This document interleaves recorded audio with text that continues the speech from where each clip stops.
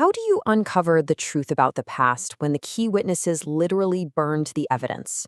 Welcome to This Explainer. Today, we're putting on our detective hats to solve one of the Aztec Empire's most mind-bending mysteries.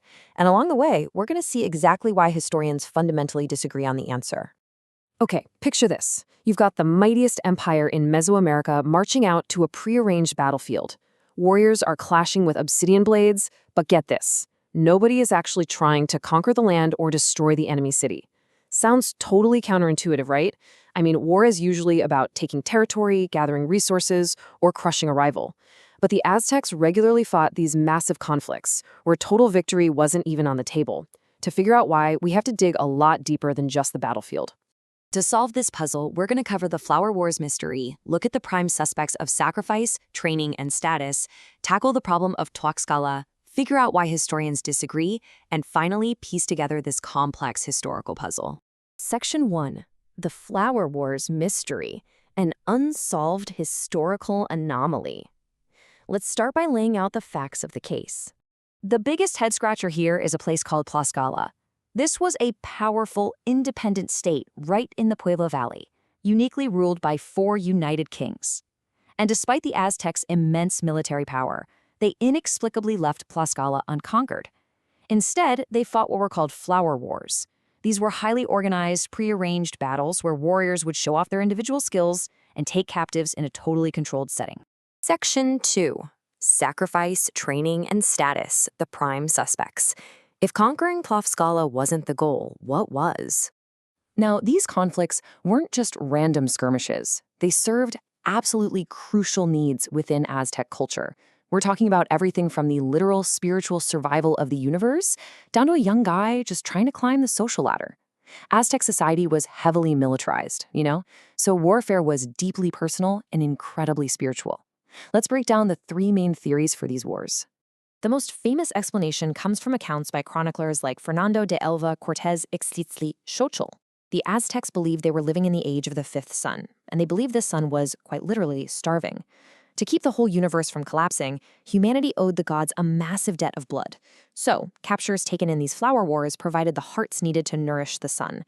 It made these battles a high-stakes, life-or-death religious harvest. But then you have historians like Frederick Hicks, who completely shift the focus.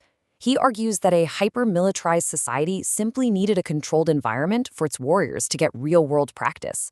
Think of it like the ultimate military boot camp. Plus, warfare was the main way to move up in Aztec society. Your prestige was directly tied to how many captives you took. So the Flower Wars were the perfect arena for warriors to prove themselves and gain serious social status. Section 3. The problem of Tlaxcala, the strategic anomaly. Because there's a deeper political mystery here, too. Historian Camilla Townsend suggests a totally different angle. The Aztecs used these wars to manage an enemy they actually couldn't defeat. Think about it. Trying to completely wipe out a massive state like Tlaxcala would have massively drained their military resources. So Townsend argues it was all clever political spin. They kept Tlaxcala around as a recognized enemy to basically save face for failing to conquer them. But here's the kicker. This short-term PR fix turned into a monumental long-term disaster. Years of brewing Tlaxcalan resentment over losing their sons to sacrifice meant that when the Spanish showed up in 1519, they found very eager allies, which eventually brought down the entire Aztec Empire. Section 4. Why do historians disagree? The evidence gap. So we've got religion, military training, social status, and a massive political cover-up. Why on earth do we have 4 completely different explanations for the exact same wars? Well, welcome to the ultimate historical crime scene. We are trying to solve a puzzle where key pieces were literally destroyed on purpose. The early native Aztec codices? A lot of them were burned by the Aztec emperor Itzcoatl to create his own twisted propaganda. Later on, the Spanish burned even more of them. And the Spanish accounts that did survive, from guys like Hernán Cortés and Diego Durán, they were written well after contact, completely colored by foreign religious and political biases. Because we're dealing with destroyed and heavily biased records, studying history isn't just about memorizing facts. It's a really rigorous process. You have to ask, what actually survives? Who wrote it? What was their agenda? When Frederick Hicks looks at the surviving fragments, he sees military training. When Camilla Townsend reads the exact same fragments, she sees political spin. This just shows that history is never a fixed set of answers. It's an incredibly active process of interpretation. Section 5. A complex historical puzzle.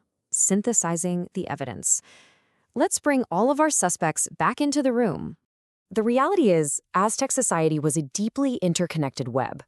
The Flower Wars almost certainly didn't have just one single purpose. Religion, warfare, social status, politics, imperial strategy, they all fed into each other. You literally couldn't pull on one thread without moving all the rest. A warrior who wanted social status needed a war, that war provided captives, those captives fulfilled the religious requirements, and that whole system just so happened to manage a tricky political rival. Honestly, this strongest historical argument synthesizes all of our clues. It was a religious harvest, a military boot camp, a social ladder, and a political cover-up, all happening at the exact same time. Saying the Flower Wars were just fought for sacrifice misses the fascinating, multi-layered reality of the Aztec Empire completely. And the very fact that it's so hard to pinpoint just one reason perfectly highlights the beautiful challenge of interpreting historical evidence. So I'll leave you with this final thought to investigate on your own. Are the disagreements between experts a failure of history, or are they the exact reason why studying the past is so completely fascinating? When the evidence is burned or biased, history becomes a living, breathing debate.